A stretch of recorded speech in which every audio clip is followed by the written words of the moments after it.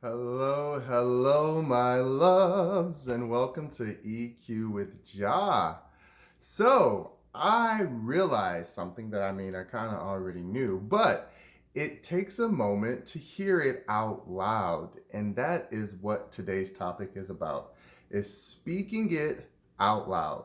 There are so many times when I wish I had known earlier. I think everyone has said that at some point in time. I wish I had known earlier that when it comes to your spiritual journey and finding yourself connected not only to your purpose, but your purpose through your passions, it takes speaking it out loud. And speaking it out loud looks like literally speaking out loud, writing it down, drawing it out, dancing it, whatever the energy of expression you choose to use. You have to do two things: document it and practice it. Okay? And when you put those two things into practice, that's when you will always discover your true functionality. And so, what I've been realizing is that there's been so many times I'm just sitting and thinking and sitting and thinking for years on this topic. And then I just finally say, okay, let me just start writing it out. And then it's like, oh, there you go. Ding, light bulb, the veil's lifted, the curtains open, everything that I was energetically choosing to not let in, to not allow myself to see past, to not open up to. Remember, there's a moment inside of us that I wrote some stuff down. Like, doubt is literally a mental block. And while I was having this moment of speaking something out loud, I literally realized as I was speaking it out loud that I had some level of doubt attached to that thought or that idea or that passion. And instead of expressing it, which again, many people have said this before, this, I'm not saying anything brand new, but when it comes to my own spiritual journey, I really want to share the awakening, which is the rebirth that we all go through when we step into new levels of thinking, which becomes a new higher consciousness, which becomes literally a whole new person. Even if you are still in the same physical ego, the body, you are still uplifting and switching souls, or you're expanding your soul, however you want to look at it. There's souls moments where, again, you could possibly, like myself, I've been in a lot of life and death situations where I should be gone, but I'm not. And I really do feel that there's been soul energies that have come in to protect me along this journey. Now, on top of that, my soul also already came to this earth, the one that incarnated this body, with a purpose. Even if I accept it, believe it, whatever, the soul is again this living light, this reflection that you see coming out of my body. You know, even if you couldn't hear me speak emotionally, I would find a way to express my energy to you, which is the soul. This is again the same energy that we recognize in domesticating pets. Remember, they're on the 2D level. So they only see the linear, which is protect me or run from you. Either you're the nurturer or the protector. And in their eyes, that's all they need to know. And if you're not protecting them, then they are basically fighting you. This is the laws of nature. But the beauty and the most awesome moment of recognizing our own consciousness outside of our being is when we take those mental blocks away and we can recognize that, I give the pet or the domesticated animal that third option of what love looks like. When we start loving ourselves out loud, others can recognize it much quicker than we can. And so that's why it's really important to remember, it doesn't matter what your soul sees or what your ego sees. It matters about what your soul knows. Okay, I can see anything every day and be like, well, this is what I feel, this is what I believe, but those all beliefs are all attached to some level of doubt. And if there's level of doubt, that means that there's some type of letting go that needs to be had. And when I realized, like, oh, I should have written this down a long time ago, I realized there was a part of me that was, again, doubting the fulfillment of that wish. Do you understand why it's so important when people, when they talk about law of manifestation and give away the secret and all this stuff? That's fine. Spend your money if you want to. I'm here to give it to you the best way I can, freely, which is anything that the soul truly knows will come true. It does not matter if it is tangibly proven or not yet. It does not matter if someone else has not created it yet. If it pops into your mind, whatever energy source you decide to feed into it, may it be negative or positive, it will come alive. And this is why it's important to, again, there's people out there where there's a lot of people like, how did they become president? And how did this happen and that? Because it doesn't matter what we consider corrupt or what we consider mean or what we consider nice. It matters that if there's a concentrated energy that believes in what the soul is telling it, if the soul is saying we're the best, most important person in the world and we can do whatever we want, okay, well then the ego has no choice but to agree or keep fighting it, which is again where I say things like depression and anxiety and all those come from. At least in my experience, that's where they came from. When I denied my soul and put up blockages that didn't allow me to see past my doubt, that's when my body started to really feel what we call energy blocks. And it's important to, again, well, what is it? I don't know. Okay, but just thinking it in your mind is only going to keep processing that thought over and over and over again. That is the job of the brain. And our job as the human is to come in and give it some type of outsource of feedback so that it can take its internal feedback and figure out what the hell it means to us, to our growing. You know, it's one of those moments where I wrote something down where we actually choose our comfort. And it sounds crazy. There's a lot of different people who are going to give a lot of different scenarios. Well, I didn't choose my life. I didn't choose to grow up like. There's a lot of that. Trust me. I didn't choose to grow up a certain way either.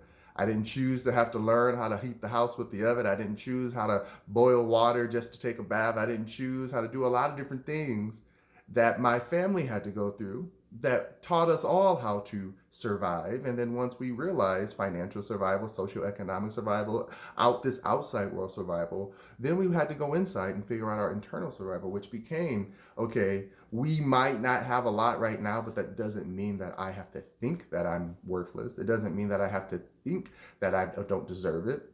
I can feel all day, but if I think it, that's what starts making it our reality.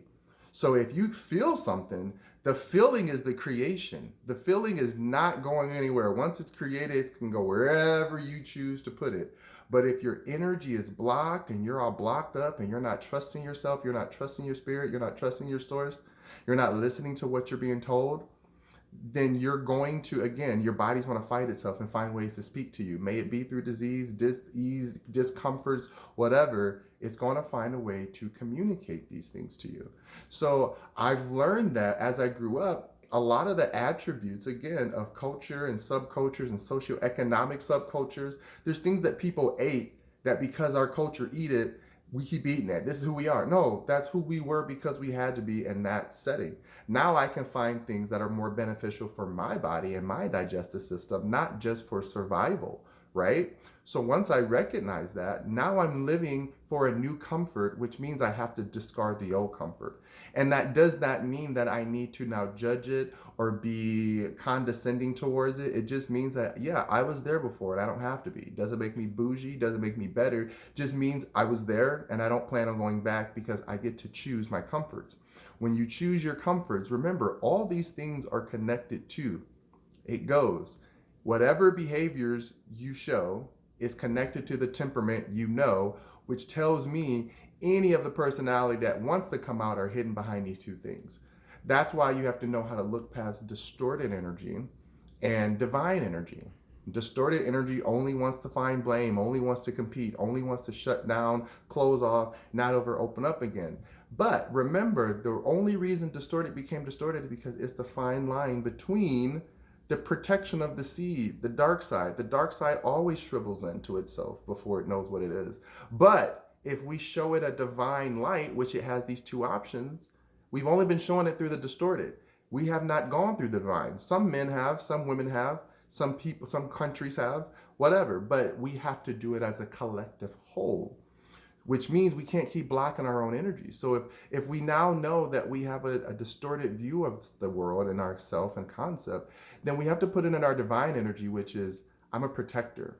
I'm a farmer, I'm a nurturer, I'm a lover. I'm a person who understands that even though it hurts and it's hard sometimes to be the hard shell that carries everything, you have to understand that that shell still has a level of permeability that allows creation to breathe.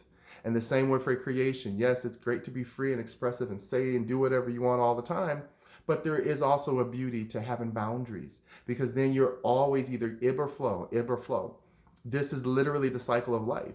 You know, there was an analogy I was thinking about where when it comes to when we say spellbound and music and all these things, music is on its own level of spell. Because when you hear the sound, not the words, not the lyrics, not the beat, just sound. As soon as you hear a sound, you're like, I think I like this song. How do you know you like a song before you hear it? And then how do you know when you like it when you hear it, right? That's the energy of spirit and the universe and Gaia lining up and a tuning fork to say, ding, ding, ding, ding, ding. This is the type of music that raises your vibration. This is the type of music that lowers your vibration.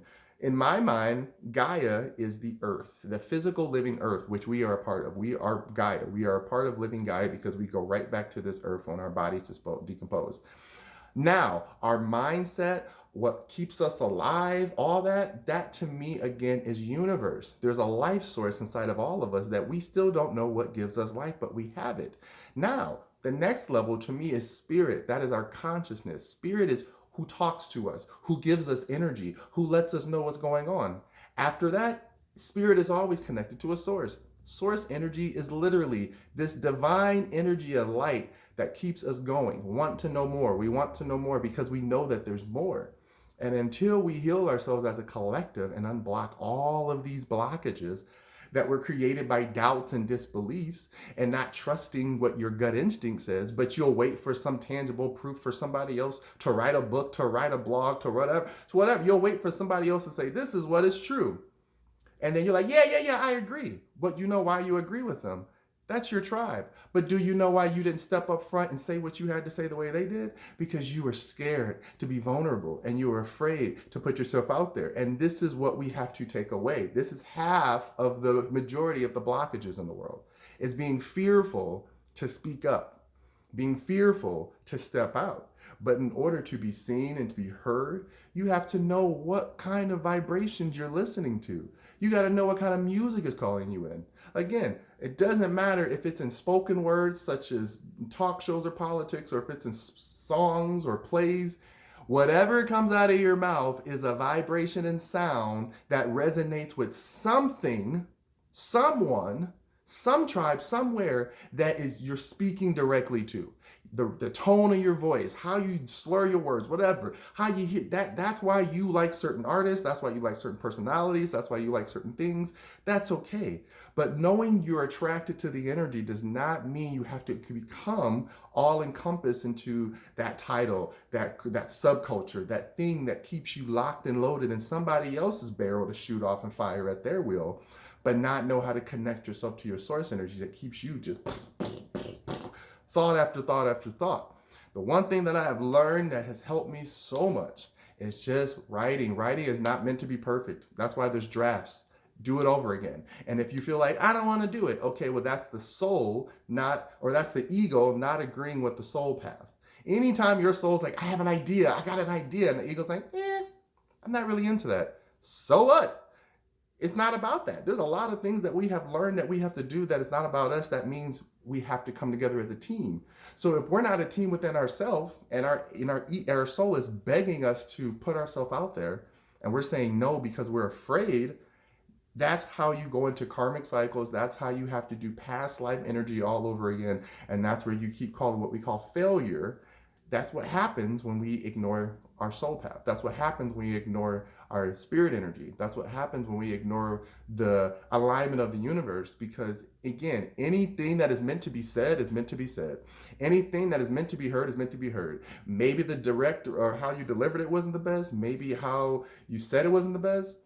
That becomes between you and spirit and how you can articulate your ego so that you don't hurt people. That's where empathy comes in. Empathy is a choice of the ego to participate with the soul. And once you do that, then you feel much more whole in your decisions and your thoughts. And you can speak from a place of love and speak from a place of protection, which are your boundaries.